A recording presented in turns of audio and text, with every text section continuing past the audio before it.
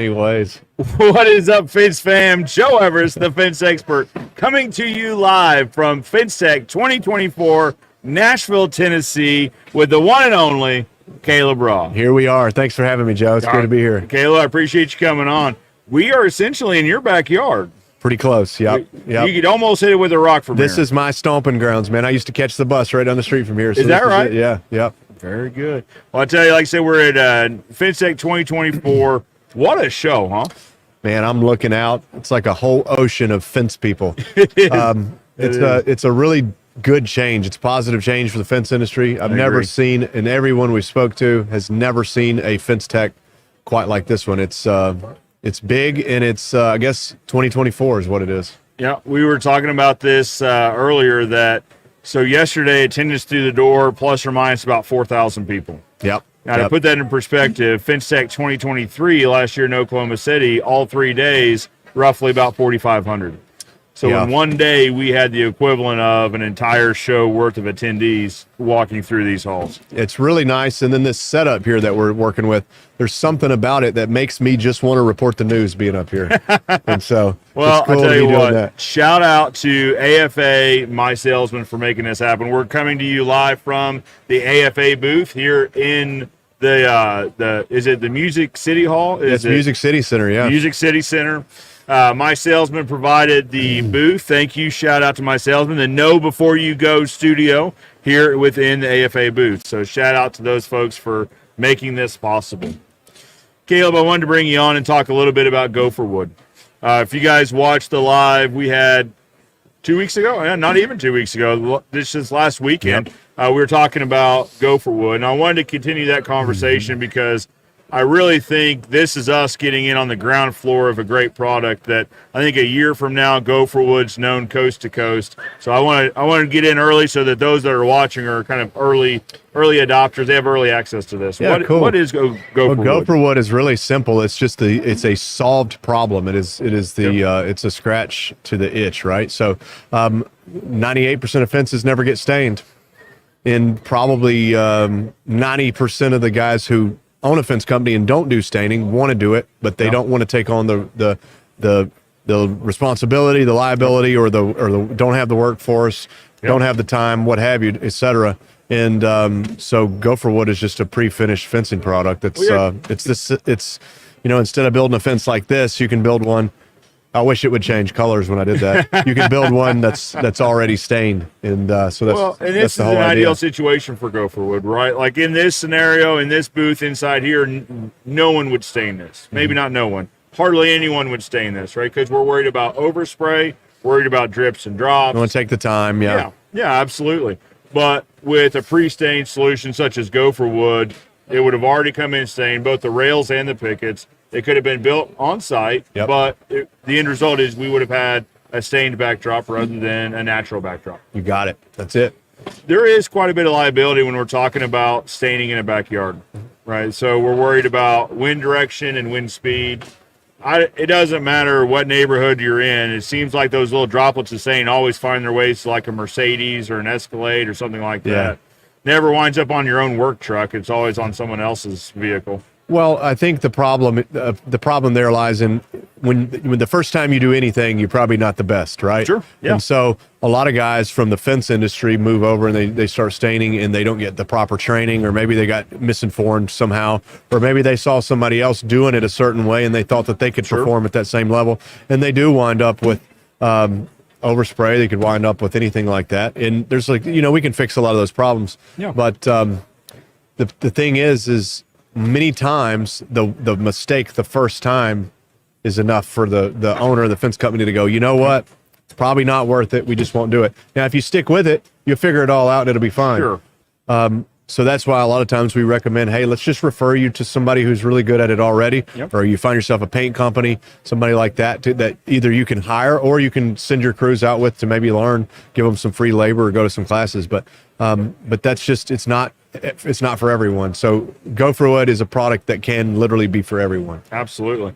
You also have to look at the investment in equipment, right? To do it really right, you need the right equipment to apply. You need the right equipment to prep the area, to keep it all, sectioned off, or to keep it all covered up and that sort of thing. And even still, with all the preparation, there always tends to be that one area that you just didn't think about, or one gust of wind you weren't anticipating. It happens. Avoid equipment. Yep. Avoid having to buy equipment. Avoid the liability of wandering stain. Just have it ready to go right when you're ready to build the fence. Yep. The other benefit's going to be, you had said this the other day, is when you're done, you're done. When you're done building the fence, the project's over and you get to collect on it. Yeah. You don't have to wait for the wood to dry. You don't have to worry about stretching out your collections a few weeks until that thing gets stained. You get to collect right on the day you're done. That's important. Fence guys, we always recommend that if you build a fence and if you quote staining and building together, we recommend you invoice them separate, because many times you build the fence, it may be 2 or 3 or 4 weeks before you can invoice it. So we recommend you build the fence and invoice. Then you stain the fence and do the final invoice, bust it into 2 transactions, so you don't wind up with that customer that says, nope, not going to pay you till it's done. Yep. And it's going to be raining for the next 6 weeks. So that's an important thing to do if you are a fence contractor. But you're right, the staining, you can build the fence the same day. When I grew up, we had to set the post in concrete. We had to wait the next day or 2 days or 3 days. Come back, nail it up, then wait 6 weeks, 4 weeks. Come back and stain it. Now they can drive the posts, they can nail it all up, and one day it's already done. It's just a total different industry than what we grew up in. And we're talking about a quality product, meaning that it's cedar 2x4, cedar rails.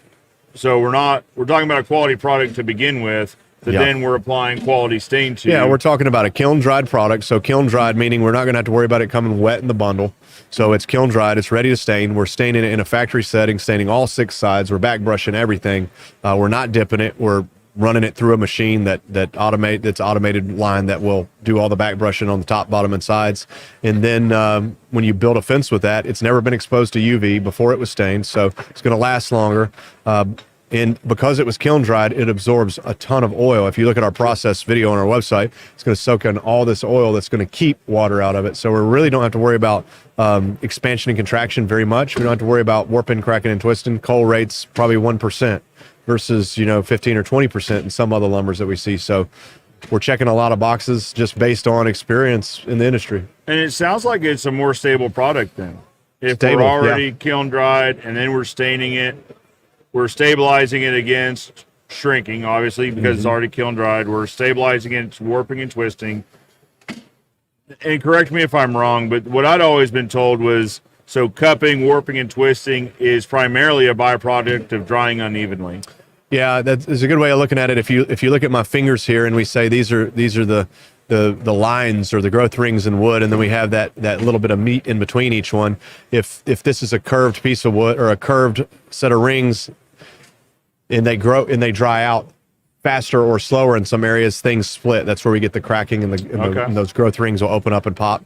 And so that is a problem. Our lumber is air dried and then finished in a kiln. So we're not kilning it all the way. We're not hitting it so hard, because some kilns can be a little I don't know if the right word's abrasive. They can be a little harsh. Sure. So air dried and then flash finished in a kiln. So it's naturally dried, but we finish it to make sure we top it off at the right moisture content. And we run it through the machine and stain it right away before it ever gets in the sun. So it's going to last. It's going to look good. Let's touch on that for a second. So being stained before it even gets into the sun. We touched on this on the live we did last Saturday about the U.S. Forestry Products. Is that right? Did a study on this? Yeah. So the U.S. Forest Products Lab, which is up in Wisconsin, I think they're not around. They're not with us anymore. The guys are still there, but their funds have been removed. But they were around for over 100 years, or close to 100 years. Don't quote me. But they did a lot of studies on forest products, which was lumber, anything from sawing, stacking, drying to staining, finishing, things like that, and restoration. And so, many of their studies were done on finished before it was installed and finished after it was installed. And the one I'm particularly speaking of is a 25-year study, pre-stained versus stained 10 days after. Okay. And this was cedar, Western red cedar siding, 25-year study, and you can watch the progression of this year after year after year. And 2 years in, 3 years in, the 10-day difference. So one was pre-stained, 10 days after. The 10-day difference at 1 year, 2 years, 3 years made a very noticeable difference. At 25 years, nothing left on the Really? one that was stained 10 days after. And the one that was pre-stained looked pretty darn good for a 25-year-old product. So it does make a difference. And just it goes to show what we can't see, which is UV damage, just Yeah. after 10 days does make a difference. Well, and like you said, 10 days, we talked about earlier, a lot of guys will wait 6 weeks, 8 weeks, 10 A year. weeks for it to dry out a Yeah. year. So imagine if those results were after 10 days, what would those results look like if they had been 6, 8, 10 weeks later, a year later? I would think they would be significantly worse. It is, but another thing that to consider is if you're in the industry, you've seen fencing that's stained when it's brand new, and you've seen fencing that's stained at 6 months or 2 years or 5 years, and you see nothing looks as good as when it's stained when it's brand new. Absolutely. And so we're getting it when it's brand new, so the finished product, the look of it is it's almost like furniture, so it really looks good. It's just gorgeous. When you can see all the character of the board. See every bit of it. It seems to be that's the first thing you lose to UV damage is Mm-hmm. just the look and feel of the board itself. It goes to a gray, and then no matter how much you clean and try to restore that board, you always end up losing a good bit of that character of the board. Yeah, damage is done, right? That's right.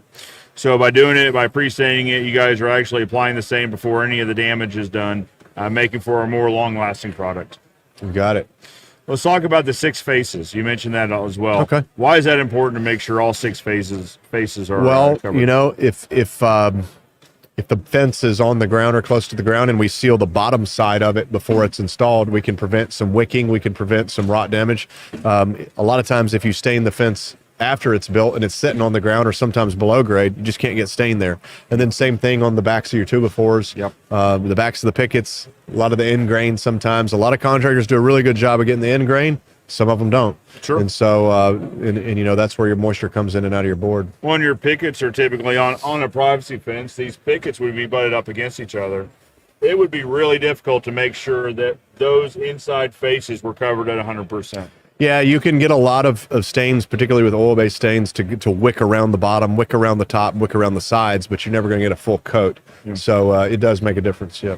And like I said, the overlapping where the 2x4 meets the picket. I mean, some of that will wick past that, but by taking care of it with a pre-stain, on day one, all 6 surfaces are covered. Every once in a while, you'll see a fence that was stained after it was built, and you can actually see what ends up happening is the oil-based stains we make and a lot of other people make, they're very wicking, they're penetrating stains. And so if you stain this fence, the 2x4 on the back side where it meets up against the picket, the back of the picket and the back of the 2x4 didn't get stained there. Yep. And what you'll see is that that 2x4 on the back will pull the stain all the way through and it'll soak into that 2x4. And so sometimes you may have seen this if you think about it. You'll see the face of a privacy fence that's been stained, and every once in a while you'll see the lines. Yeah. Every once in a while you'll see that. I wondered what that I was. think, but you never see that on a pre-stained fence. So I think that has something to do with just the wood. The wood wants that oil. It wants it.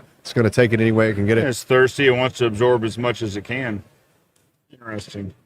So, stain with Expert Professional Wood Care Stain, which is an oil-based stain. Penetrating oil base. Penetrating oil. Can we talk a little bit about why that's important, penetrating oil base? Well, I think we should start with most pre-stained products that you see at the big box stores are typically they're pre-stained. So that means that it's a color. Many times it's added at the mill right after the saw. They saw it up. Okay. It immediately gets color added, and it looks good, right? That's what it's made to do, is look good. But we wanted to do something that was a stain and a sealer. That's why we used our product, oil-based. So we're staining it, we're sealing it, and we're injecting the lumber with a penetrating oil that's going to condition it. That oil is really what keeps the warping and cracking and twisting to a minimum. So that the stabilization you're talking about, that stability comes from that oil. So stained, sealed, and oiled make a big difference. Absolutely. Can we talk about, just for a minute, going more to the stain and sealer than the pre-stain maybe, is the difference between a penetrating oil and like a water base? There's a pretty big difference. Well, in field application, meaning when you stain it on the job site or in your backyard, a lot of times water-based stains are film forming, so they set right on the surface of whatever you put it on, where oil bases can be either or. They can be penetrating, which goes in, or film formers. When it comes to factory finishing techniques like we're talking about, usually the water-based stuff is penetrating, but it's just water and color. Okay. So it's kind of like, mix some Kool-Aid and water and pour it on there. It's going to change the color. It's the same principle. And this is done on a value basis, meaning we need to do it as cheap as possible, as quick as possible. Many times like a white wood or something, well, let's put a cedar tone color on it. It'll look better. It'll sell better. And our philosophy is just a little different. There's nothing wrong with that, but what we wanted to put out was more of a premium type product. So something that really had that deep, rich oil-based stain look to it. Yeah. And that's kind of what it comes down to for us. One of the things when we've talked before about the stain is that it's actually like conditioning the wood too. Yep. Right. So it's not only, when we're talking about the benefits of not only staining it, but sealing it, which you might not find in other places. But one of the characteristics of the expert line of professional wood care products is it also conditions the wood in addition to protecting it. Yep. That's right. Staining, sealing, and then the oil. So often forgot. That's one of the things that makes our stains special. A lot of stains, oil-based stains are solvent-borne, and so they use a solvent to carry the stain into the wood. Once they're done with that solvent, the solvent's job is to evaporate. And so you have stain and sealer in there. So our stain is carried into the wood. Our stain and sealer is carried into the wood with oil. So it's a petroleum oil, but it's a food grade of oil. And so we not only stained it, we not only sealed it, but once our oil goes into the wood, it's sealed in there. It's staying. And that oil, again, like I said, gives you your stability. And then because it's penetrating, we don't have to worry about it peeling, cracking, and chipping. So if you see it getting a little gray around the edges a couple years down the road, it's kind of like your gas gauge. It's kind of the indicator that it's time to re-oil the fence. So we put another maintenance coat on there. Oil soaks right in, seals itself inside the wood, and now we've got something that'll keep your fence looking straight like it was the day you built it. The biggest problem I had as a fence contractor way back in the day was we built a beautiful fence. 6 weeks later, or when it gets hot, or when it turns cold back to hot, this fence looks like a snake. Yep. It's warped, all the tops are over, and the customer's mad at me. Well, I didn't have anything to do with it, right? Because I built you a fence out of wood, and the wood moved. And then, what is it, in the 90s or in the 2000s, a lot of contractors kind of started getting smart and putting clauses in their contracts on, natural materials. Yep. And, this was an act of nature, an act of God that caused this fence to warp and twist, and they didn't take responsibility. And the homeowners, whether they agreed with it's an act of nature or not, they're still mad. Oh yeah. Right. Oh, They're yeah. still mad. They still spent $5,000 on this fence that looks like crap now. Absolutely. And so that's a big problem, man. And so when we develop stains, we develop them with that in mind. And then the same thing on the pre-stained lumber. We could do a cheaper product with just staining it. We could do a cheaper product than a waterborne, but I want to do the oil. It means more steps. It means I need dry lumber. That's a step. It means we want to do cedar instead of treated pine. That's a step. Yeah. And we want to use oil. That's another thing. And those are just trade-offs we've made to just really try to put out something that we think is going to hold up and last better than what you might find on the market elsewhere. It's offering a premium product. Mm-hmm. Right, just in the same way we upgrade from a treated pine to a cedar, now we're upgrading from cedar to pre-stained cedar. Yep. And what I've found in our business, we've offered pre-stain for a while. It's a pretty seamless upsell into a pre-stained cedar. And the customers understand, right? Especially when you lay it out that here are the benefits. It's going to make your fence last longer. It's going to make it look greater, longer, that sort of thing. But also, I can come in and I can recoat this. Yep. Right, without having to strip it, without having to use harsh chemicals on it around your yard and family. I can simply just recoat this in 5 to 7, whatever the timeline is of this looks faded. You can just come right back in and seal over it, right? Or apply more sealant to it. Go right over top of it. And the cool thing is, here's something to think about. Market research indicates and shows over and over and over that we love vinyl fencing. Yep. We love, Trex decking. We love composite materials for their ease of maintenance and things like that. Right. And many people would say that is top tier, that's high end, right? If you're making money, you're going to go ahead and do the Trex deck, right? But market research shows time and time again that a well-maintained wood fence or deck always outvalues a vinyl or composite material. Yes. And then if you go a step further and you go to a really, really luxury home or an estate somewhere, what do they have? They have wood. And they have clear finishes on it because those are the most high end. Those are the most beautiful. So the ability to offer somebody a pre-stained, factory finished cedar fence that's gorgeous at a competitive price, less than what they would pay for a vinyl fence, gives homeowners and fence guys the ability to sell a little bit of luxury at a lesser cost than they might pay for a vinyl fence. Absolutely. And on the fence contractor side, we can also now segue into the conversation about having service plans. All right, we've talked about that a lot in the past, but now you can segue into, not only is it going to look great on day one, I'm also going to take care of this for you. So it could be in every other year, it could be in every third year, it could be a wash and then a stain after 3, whatever. You can get as creative as you want to with this plan. A lot of homeowners appreciate that. We found that, to your point, they like the vinyl, they like the idea of Trex because it's a reduced maintenance type fence. One, it's going to be a natural look, which, to your point, high-end homes all have exposed beams. They like seeing timber. I'm going to give you that look. It's going to look great on day one, and I'm going to make sure it looks great for you for the life of this fence. How's that sound? It's good. That's good. Absolutely. Homeowners are going to love that. They're going to appreciate the fact that they don't have to figure this out. They don't have to drag out a pressure washer, try to go buy some chemicals, figure out what they need to clean this with.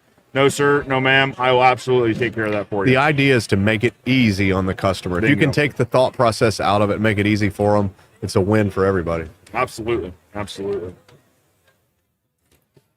Let's talk about availability. What's availability like on the Gopher wood product? Well, this is a launch. We're launching it here at FenceTech. So we've already got, before FenceTech, we already did, had some soft launch stuff going on, had a couple dealers around. So basically this is something that's, it's bulk. This is not something that we sell on the internet or something like that, piece by piece. It's going through distribution channels, and then obviously large fence companies are taking it and buying truckload quantities. And our goal is to be a manufacturer, produce this product as much as we can because the demand's pretty high for us, and we just want to get it in the hands of people who can get it in the hands of everybody else. So the idea would be to reach out to your lumber supplier, ask for it by name. Yep. Gopher Wood, gopherwood.us. You can look it up there and find a list of people who are going to carry it. And here's the important reason why you're asking for it by name, because there are a multitude of pre-stain options out there, right? So if you go to any of your big box stores, home stores, whatever, you're going to see some version of a pre-stained picket there.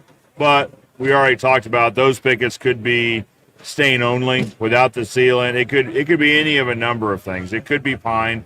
We're starting to see that where you'll see a pine that's been pre-stained rather than pre-treated. It's pre-treated with some stain additive or something.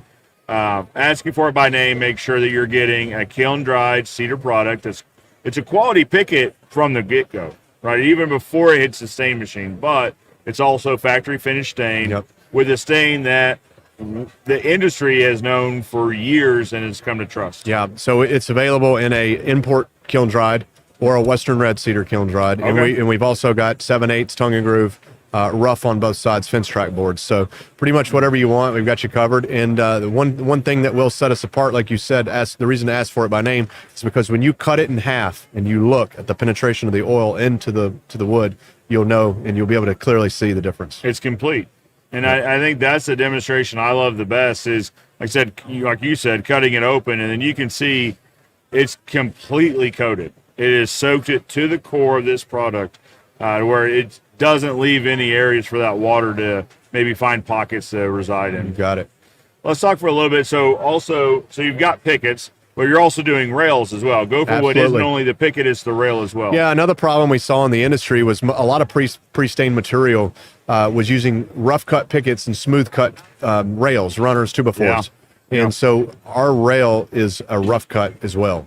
And so our picket and our rail is the same. They look seamless. So you don't see a contrast between the two materials. So when you build the fence and you look at it, no matter what side you're looking at it, it looks great on both sides. Nice. Cedar as well. Cedar, it's all the same material. Yep.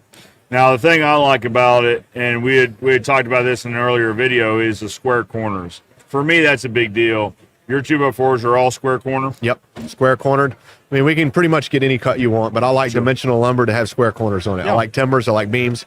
Why are we rounding the edges? I don't know. So I'm sure there's a good reason behind it, but I really like the square corners. You're building gates, you're building things with a structure to it. Yeah. I want it square, and that's what we're doing. I think the matching rails and pickets is huge. I really do, because we've all seen a stained fence, even the fences that are stained on site. The smooth 2x4s, roughs on pickets, never looks the same. That's the They problem. always look mismatched. So yours matches completely. Looks nice, yeah. Very good. So when you guys are requesting Gopher wood, make sure you're also specifying Gopher wood 2x4s as well. That's it. How does someone get in touch with you, maybe to find a dealer network or to refer a dealer to you? Sure. Well, if you're new school, you can go to our website, gopherwood.us. We're Gopher Wood Lumber on all the social medias. Yeah. And if you want to just give us a call, we got real people standing by at 615-529-1010. Real people's a big deal. Yeah. You get somebody at the other end of the phone that actually, one, real, but also probably knows about the product. That's it. And that's huge. Let's say hello to a few people. What is up, Roger? See, Roger Bencourt's got a chat and said, hey, it's actually live. Hello. It is actually live, Roger. We're coming to you live from FenceTech 2024 here in Nashville. That's so neat, man. Kayla, I appreciate you being so free with your time. It was literally, I asked you once, you said, absolutely, I'd love to come on. Like I said, I wanted to introduce you guys to Gopher Wood, because as soon as Caleb talked to me about the product and explained to me what it was, I absolutely understood this is the next wave of fencing. For those of you installing wood, it is an incredibly easy upsell into a pre-stained material, especially when we're talking about sealed on all 6 sides. Not only is it a stain, but it's a sealant as well. It's conditioning, moisturizing the wood. It is a premium product for not a massive upsell, right? If we're talking about the difference between pine and cedar and steel post and wood post, it's in that same discussion of, Mr. Customer, if you want this fence to be done the day I'm done with it and you want it to look great for years to come, here's a pre-stained option for you. Man, you sound like you could sell this stuff. I Sounds probably good, should. man. I mean, we do. I mean, as a fence company, we sell a good amount of pre-stain, and the conversation is that easy, mostly because I believe in it. Well, I believe in it too. And the resounding thing that comes over and over and over and over is it just makes sense. Everybody goes, oh, that just makes sense. Let's do it. Yes. Yeah, when you explain it that way, it's a full coat. It's making sure that the material stays coated and conditioned. When you explain it that way, it's so easy to understand. Most people don't know what they want because they don't know what they can get. And That's so right. when you give somebody a new option as a fence contractor, no matter what it is, and you give that option to people and you see those wheels start turning and they go, wow, I had no idea we could offer that. It's good for you and it's good for the people you're working for. So it's a good thing, and it's a good feeling to be able to help some folks do that. I was surprised with our conversion rates when we first started offering it. I didn't know what to expect. We offered it as the upgrade cost to a cedar fence, right? And I would say probably 30-40% or so in the very beginning, before pre-stained fence was very popular in our area. We still saw 30 or 40% of the wood fences upgrade into a pre-stained product. The customers want it. They want a product that they're not going to have to worry about, but it's going to continue to look great. You got it. That's right. So, guys, you'll do yourself a favor by figuring out your costs on pre-stain, offering it as an upgrade option. I think you'll find it's a great way to add to your bottom line. It's building the same fence you would have built before, only now you get to keep a little bit more at the end of the day. That's it. Guys, do yourself a favor. Reach out to the team over at Gopher Wood. Caleb's team is always top-notch. I always like dealing with them. I've dealt with Caleb and the team for years on the stain side, the expert professional wood care side. I'm excited to deal with Gopher Wood as well moving forward. Well, hopefully everybody bears with me because I'm overly stimulated. I'm looking at all this stuff. I'm looking around and trying to keep my own. I don't know what camera to look at, but I sure have had a blast being up here doing this with you, man. So I really appreciate you and all the guys listening. Of course, there's so much going on. We got a game of bags going on behind us. Yeah. So I don't know if you guys can hear it at home, but we're consistently hearing the thump of bags back here. There's a dozen conversations going on out here in the crowd. It is a busy show. I mean, when you look at some of these booths, man, I tell you what, good on AFA for filling this room, because when I'm looking at these booths, I'm seeing contractors connected with vendors having really good conversations. Yeah. It's going to be a good year. When you take time off work to come and go to a show, many times, guys go, hey, I could be out building something right now. And you got to make it worth it when they come and take the time off and bring the whole team. If you bring 20 of your guys down here, it's expensive. Absolutely. And the good thing is when you bring your team down here, they realize, hey, I'm not on an island. We're not the only ones in the world building fence. And then also you see stuff that inspiration. You see, hey man, those guys are doing that. We should do that. Hey, they got matching hats and jackets. We should do that. Hey, they got a new rock drill. That would really make our life easy, you know, and you can see all these things that you just can't see at home while building fence. So it's good to get out. That's it. And I've picked up a couple tools so far here that we're going to take home with us and try out that I guess I could have found by Googling or in the fence Facebook groups. Maybe somebody may have mentioned it, but by being here and putting it in my hands and doing a demo of it, for whatever reason, that clicked a little bit easier than trying to find. Well, sure, online. and like I said before, you don't know what you can get if you don't know. But I did see a guy earlier. He had a big leather holster on his side. Okay. And there were fence pliers in them. I love that. I love that. So toolguy.com, I see that he sells, I've seen before, he sells like a plier holster. Yeah. Just ready to go. Yeah, everywhere he goes. Those things probably come in handy too. You know they do. You know they do. Caleb, let's first let's say hi to Noah real quick. Hey Joe, Caleb, and Fitz fam. What's up, Noah? It is afternoon. Good afternoon. That's right. That's right. Noah says, love the idea of having it pre-stained and ready to go. Caleb and the team always have great products. Thank you very much. That's why I believe in this so much, is because, Caleb, I've seen what you guys have done with the stain, bringing a safe stain to the market that I feel good about putting not only my team members but my customers and their families in contact with. And so when you first told me about this, it made perfect sense. Well, thank you very much for giving us the stage to stand on, man, with you. We appreciate it. Let's switch gears for just a minute and talk about FenceTech itself from a vendor's perspective. I mean, I've been talking to contractors here who are obviously having a blast, meeting other contractors, meeting vendors, finding tools and equipment. Can you talk about it for a few minutes just from the vendor's perspective? What does FenceTech mean to a vendor? Well, when we walked in here, we've got a great team. They had everything set up. So it felt like the red carpet was rolled out, because there's literally a red carpet. So I walk down the red carpet, I see our booth, and I see this magazine, the Fence Post magazine. And on the cover of it is a photo from one of our contractors did. Really? And it's got our stain on it. It's a beautiful fence. And I said, holy cow, look at that. So I just felt like the king when I walked in here today because of all the stuff going on. And they've done a good job.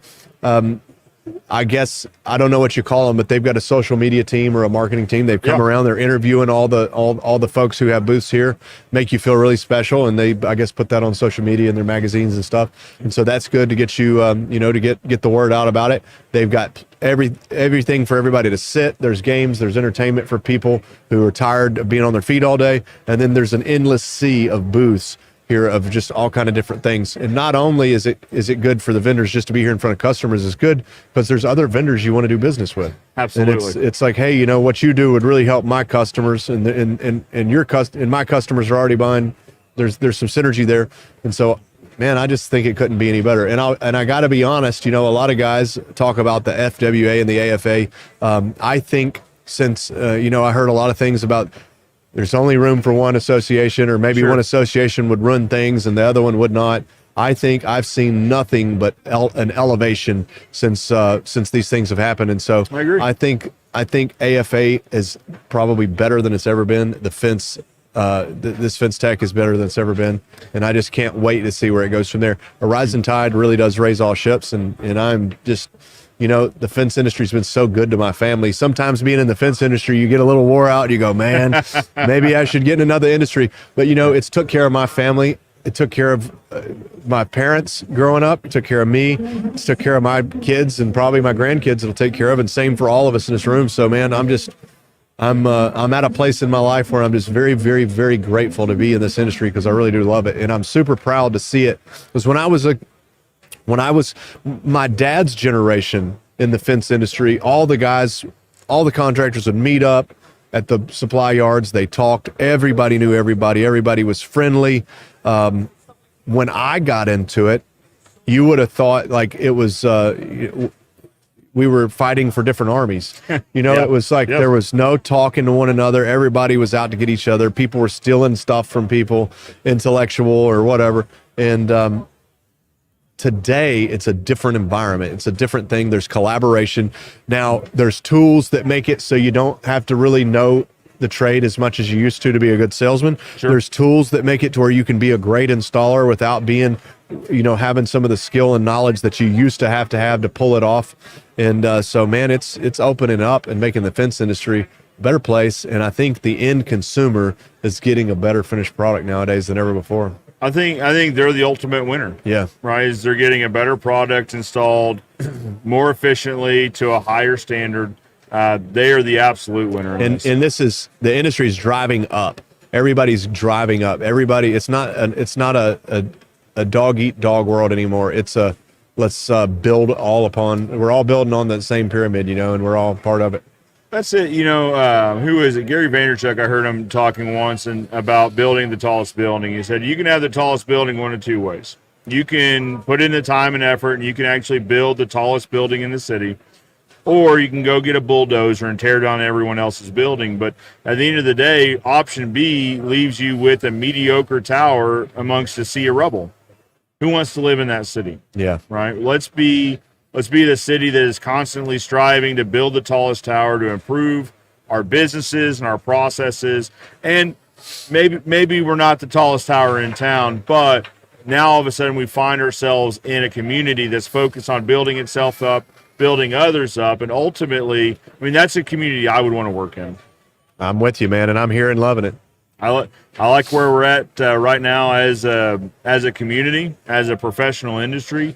To your point, I think these shows challenge each other. Yep. Whether and I think it's positively, right? And I think everyone's building on everyone on the other show. I think everyone's helping and being collaborative. I see both of these shows as being good for the industry and pushing the industry forward. When you go to a show, or when you put on a show, either way, you want people to walk away going, man, that was awesome. I can't wait for next year. Agreed. I think the AFA's done it with FenceTech 2024. I think this show, just in terms of total booths that are here, which is something like I think the number I had heard is they sold like 115% of the booth space here. So it's absolutely jam-packed. Attendance, like I said, in one day, yesterday, they had the same attendance as they had the entire show last year. I can't imagine the attendance that they're going to show today, because it is still, we're winding down towards the end of today, and these aisles are still full, right? The booths are still full of people. Yesterday and today, the show started before the show actually started. People were sneaking in. People were trying to get in and talk before it started. And then last night, they started flashing the lights on us. We were here, I guess, till 6 o'clock. The show's over at 5. People were still here. They're still wanting information. Yeah. And so they started flashing the lights and getting on the loudspeakers saying, hey, it's supper time. Let's go. You got to go. So, we can't go till you go. So what that means, though, because normally at these shows, like 3, 4 o'clock, people are they're just ready to leave, and they leave. That means that people are excited. People are looking for something new. The industry, a lot of people say that we've been in a recession or the economy's changed. Economy has changed. Sure.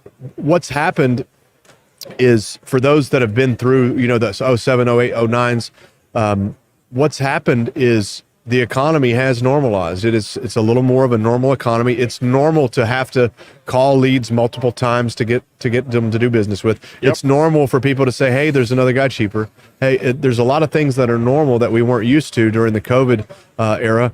And, back then, how many phone calls, raise your hand if you're watching, if somebody called you and said, oh gosh, you're the only person who answered. We just want to get it done. That happened, right? Yes, absolutely. Now, a lot of guys started their business during that. Yeah. And so now they're freaking out. Sure. Because they've never been in a position where they had to do a little bit of work for the stuff. But what nobody's talking about is, it's normal. We're having to do a little bit of work, but the economy's still way better than it was pre-COVID, in my opinion. People are still buying, they're still doing, the malls are still full. If you want to buy a new truck or a new car and you want a certain color, you're going to have to wait for it. You're going to have to special order it. Things are busy, and the economy, I think my outlook on it is really good, and I'm excited for this year. Absolutely. Caleb, why do you think, so we talked about vendors, you should be here because you're meeting customers that may not have found you otherwise.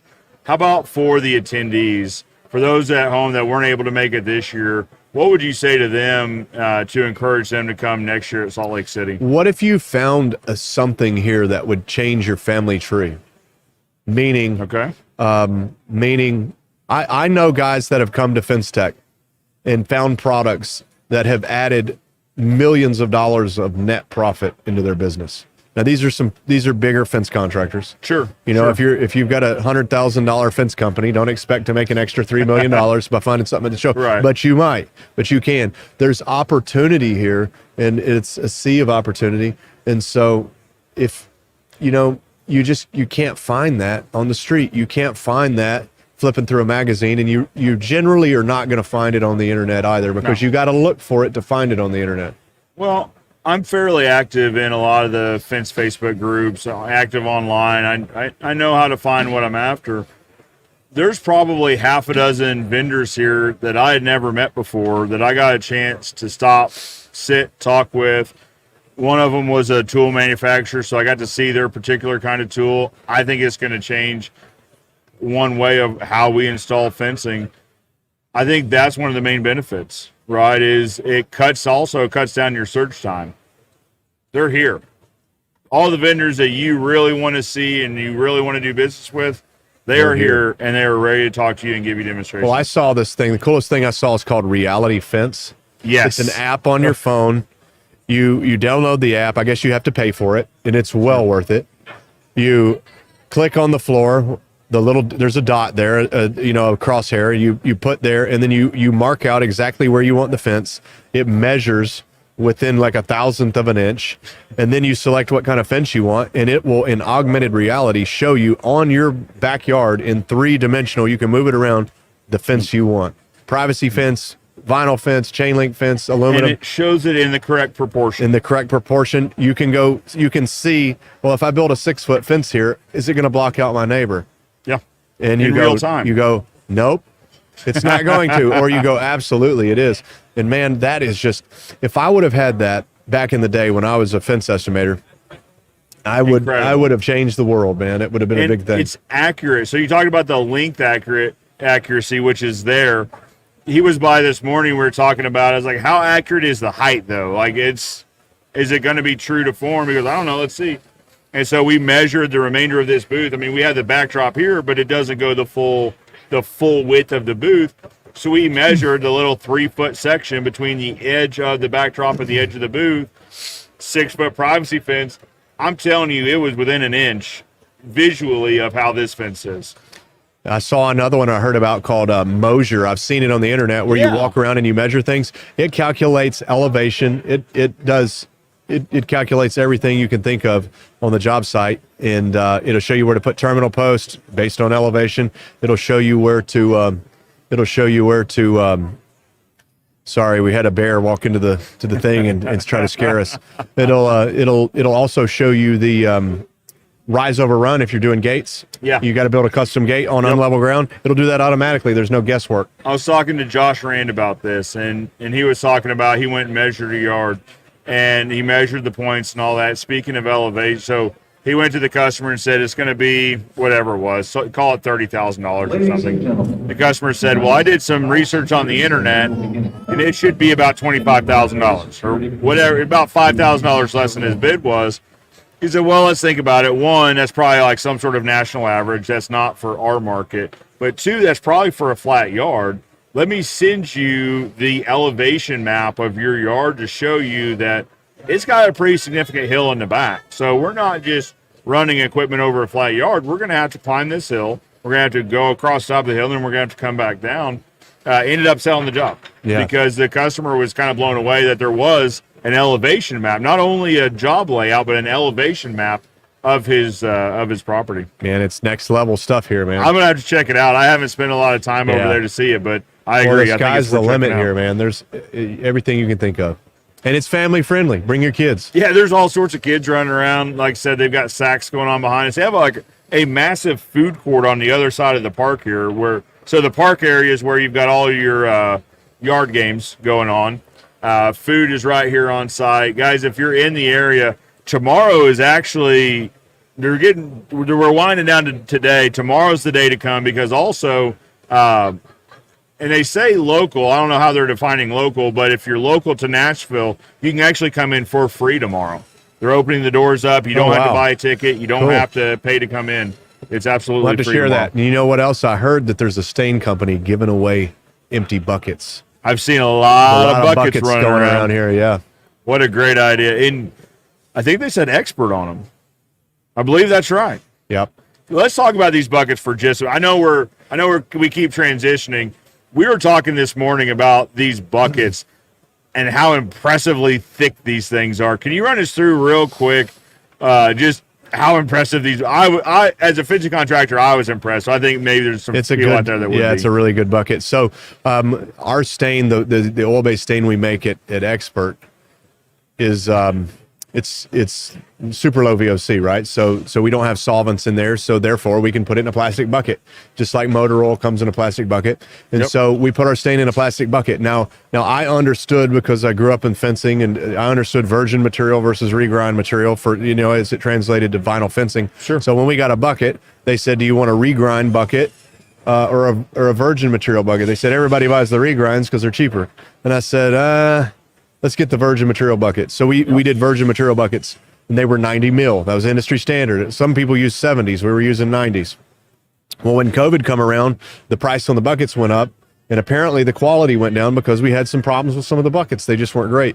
And so we searched out, and we found a Tennessee bucket manufacturer, based right here in Tennessee. We partnered with those guys. They built us a custom bucket. It's a virgin material, and it's 105 mil wall thickness. And so it's super thick, 20-foot drop with a bucket full of water, and it won't break. And so big strapping guys like you, Joe, can't really squish the sides of the bucket in. You can stand on the side of it. And so it's just one heck of a bucket. We're giving them away. You can carry your stuff. A lot of the bags at these fence shows are great, but the bag ends up in your closet, and you find it 2 years later with all the FenceTech stuff that you said, "Oh, I should have looked at this last year." Right. Well, the bucket doesn't end up in your closet, so you set the bucket in the living room or wherever because it won't fit in the closet, and you actually will pull the stuff out, look at it, and then the bucket is good for something, right? You can use it when you go deer hunting to sit on. You can put used concrete in it. You can put garden stuff in it. Fittings, it's a bucket, and man. You got a bucket. So who doesn't want a bucket? Guys, I'm telling you, the difference between 90 mil and you said 105 or 110? 105. 105 mil.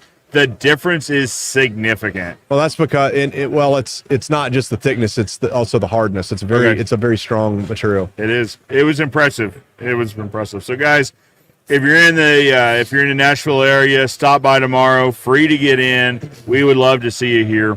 Caleb, again, you're so giving of your time. I appreciate you making time for us. Well, as always, thank you for having me, man. You bet. Thanks you for everybody who's watching. Roger's got a question real quick. Said, what is this thing called as an app? So we talked about two things. Reality Fence, which that's an app, I suppose. Yep. And then Moasure, Moasure.